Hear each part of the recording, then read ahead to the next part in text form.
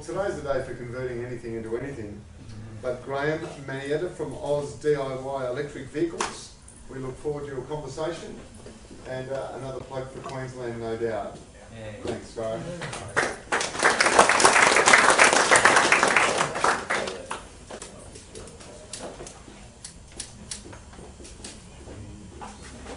Near-death experience. How to sell the model.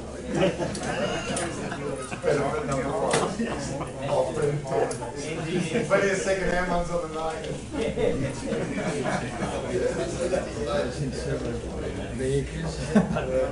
It's not measured in kilometres, but basically. Oh, no, you're not accessible. So yours isn't one of the his is at the other one. There we go.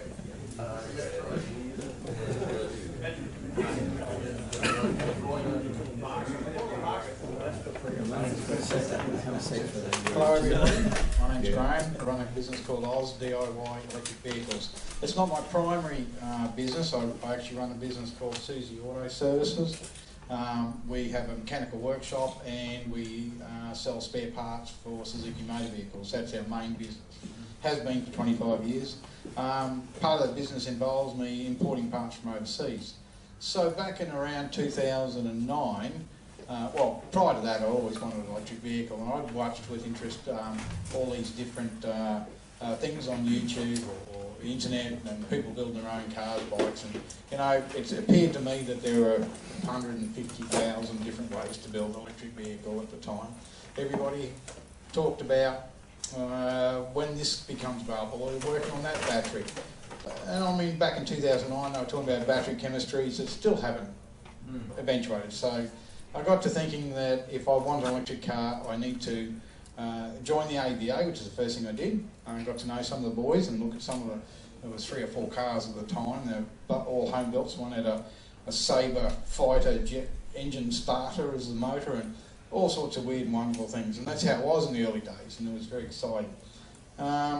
Using my what I learnt on importing things from overseas, I decided that a good way to go would be to start with the basics. And so we imported some series wound DC motors and that sort of thing. The reason I wanted to do this is I wanted to do something for the environment. I wanted to do something good. I looked at all sorts of different things like solar panels, and that had been done to death already, and all these things had been done to death. And what I did know was about cars. So it seemed to me to be a good way for me to go forward personally and feel good about what I want to do in the world. So yeah, so I started importing some basic units, some series wound DC motors, easy-go golf cart type controllers, all this sort of stuff, all done to death already. Nothing high-tech about any of that, and we set about building our first cars. I still drive one of those cars, and Simone still drives one with all that early technology, and it worked out great. My opinion was that we could look at some of the cars that were done that cost $50,000, $60,000, and I don't know if some of the other people know about the MX-5 up in Brisbane. That's a $60,000 car, and it was just an insane amount of money. And I thought, they were locked around the club meetings, so a lot of people didn't have $60,000. So I thought, well, we need to do something about that. And what I did was I found components that were A, readily available, B, cost effective and reasonably reliable for the money asked for them, and C, I decided I'd learn how to build electric cars, and a basic one, nothing too grandiose. And so I brought these things in, built my own cars, and people got interested in it, and some people bought components from them. Some people got me to make a whole car from them, which I thought was crazy. And our logo is Oz DIY. It means do it yourself. Seemed quite obvious. Anyway, so we eventually convinced most of our clients, say, no, we can build it for you, but we want you to have the bragging rights to say, I built that. And that seemed to be a good way to go. I mean, in sheds type operation, if you like. And that's how we saw ourselves. And secondly, we make no money out of this. It's seriously not worth going into this business if you think you're going to make $1 million. You're not. You know, unless you've got something really, really special and you can do it for a song, you're wasting your time. So the best thing is it's a feel-good thing. So we get people to look at the components at the time, say, well, this is what's available, this is how much it is, this is good gear, work reliably, you can do it, it's not complicated. And that's what I think about 12 or 13 people have taken up the early version, the DC motors, and done that. AC was ridiculously priced at the time. And it's only the last 2 or 3 years that the price on AC came down to the point where it's a no-brainer. You do AC, so now I've stepped onto AC. The components we got were very much, you had to wire in the contactors and wire all the stuff in it. You just about had to be a bit of a nuclear scientist to sit there and work all this stuff out. It was beyond most of the average guys. So we find now that the controller packs they're marked. These are your 3 cables to your motor. These are 2 cables to your battery. This is your plug, and there's your different coloured wires, and this is what they all go to. Switch here, switch there. And you can plug in your laptop into most of the stuff now, and it comes with the software. You plug it in, you tell it how fast or slow you want to go, what you want to do, forward, reverse, whatever. So it's all so simple now. And that's where we wanted to go. Keep it cheap, keep it reliable, keep it simple. And that's basically working. I mean, I've got some guys, the last one that come through the workshop was a home built, like a Westfield. I don't know if you know those. I'll show you the pictures in a minute.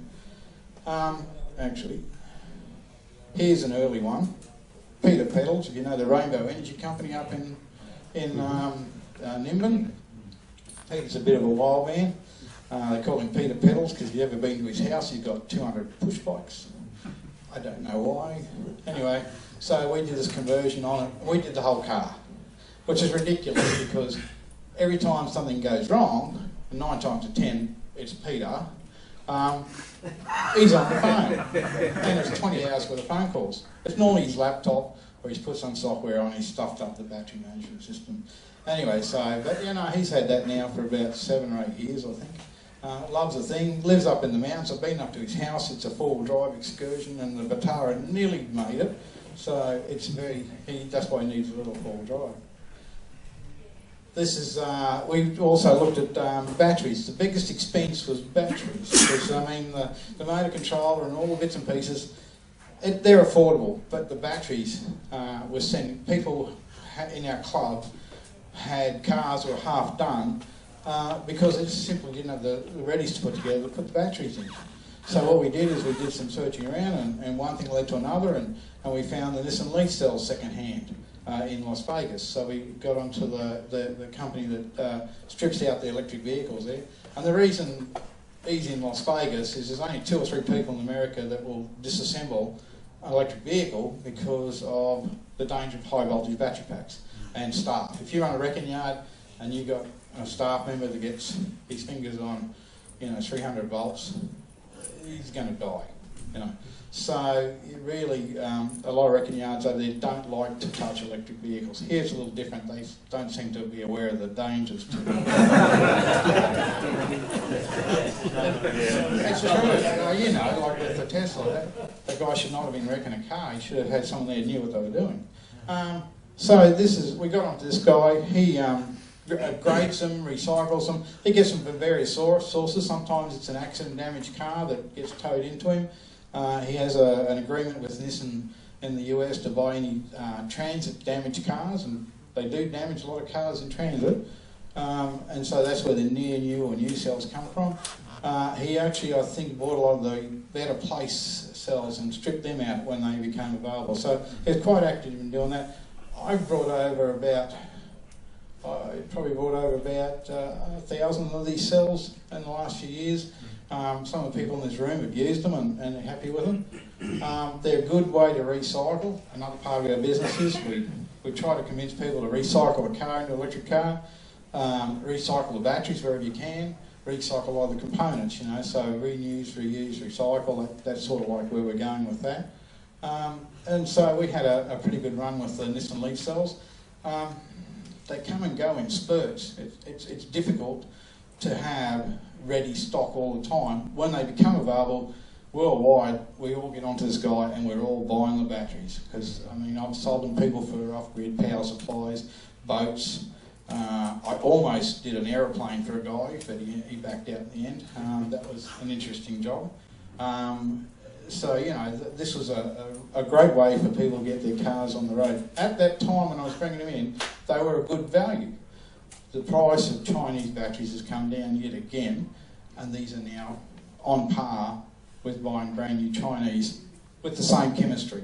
So I can get the same chemistry now in a Chinese battery at a better price than what I can get them for. But they're not available at the moment anyway. So that's the sort of thing we're constantly looking for. This is the controllers I was saying about. Everything built inside, you don't really need to muck around. Everything's marked what goes where, you know, so that's become so much simpler. If you look at some of the earlier ones where people are wiring in contactors and all this, you don't do that anymore. This is the last car that came through the shop. That's that sports car. It was a kit car. Wayne, the driver, he built it basically from plans and little kit components you buy. He brought it to the shop for a final check of the tune on the controller. Everything was sweet. Took it up the highway, hit 135, and it still had plenty of legs to go. And that's just a 15 kilowatt AC motor that we do. We try to stick to 1 or 2 different motors. We don't want to have a broad range, big inventory, cost money. Why do it? You can just pre-program.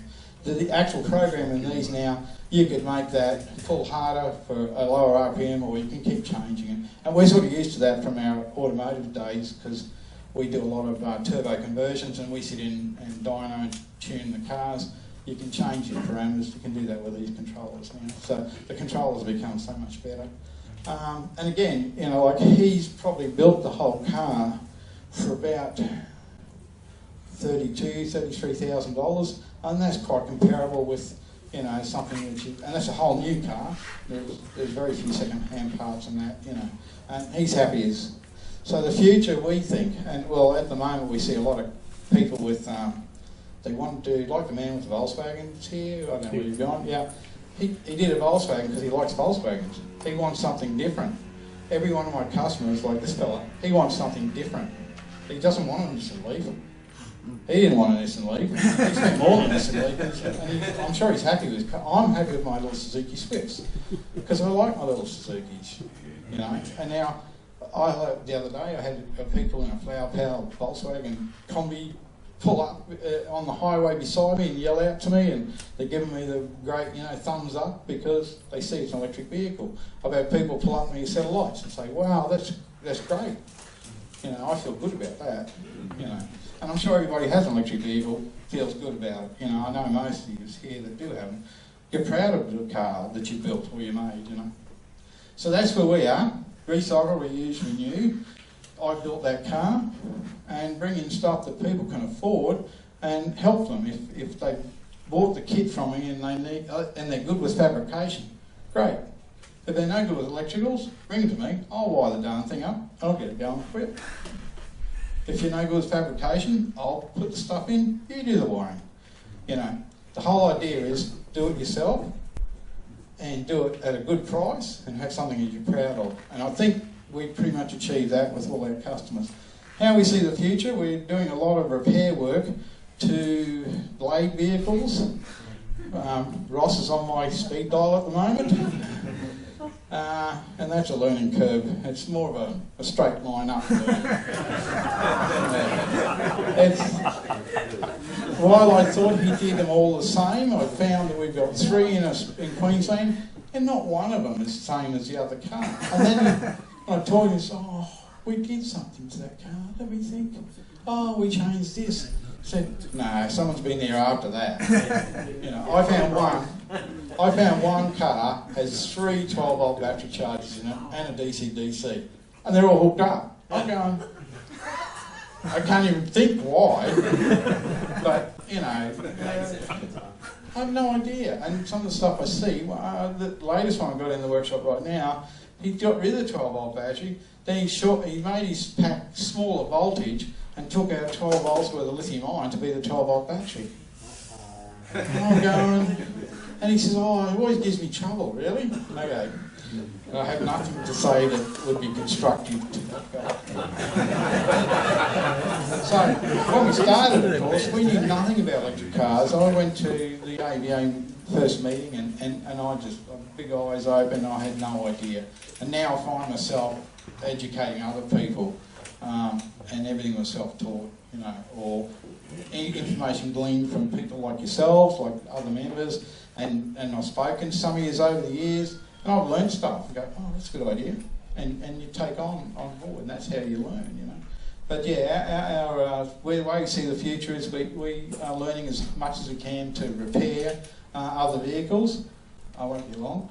Repair other vehicles, so repairing Chinese bikes. Here's a clue, don't do it. They're junk, right? They have so many systems, and again, I sit there and scratch my head, and we do, when we get a high-end Chinese motorbike, we pull most of the crap out they put in, and we make it simple. And I think they work beautifully. So yeah, they overcomplicate things, and you'll never get an instruction manual, or you'll never get a workshop manual, you'll never get a wiring diagram. Forget about asking for that. So we're learning, and we're recording all this information. That's where we see the future, is we want to be able to sit there and repair the Teslas and the Nissan Leafs. We're working on new batteries for the Nissan Leafs with some of the manufacturers in China right now, trying to find a replacement for those cells. I think we've worked out a cell replacement for the AEVA, and that our future is repairing and maintaining and having spare parts available, particularly batteries, for the electric vehicles. We currently are bringing in new batteries for Priuses because that seems to be a market that could be tapped into. We've actually just finished successfully testing a range extender for a Gen 2 Prius. And so that's the area we see the future, is looking after the current vehicles and maybe even being a bit like a hot rod shop for electric vehicles in the future. That's where we see we're going to go. All right, so thank you for your time.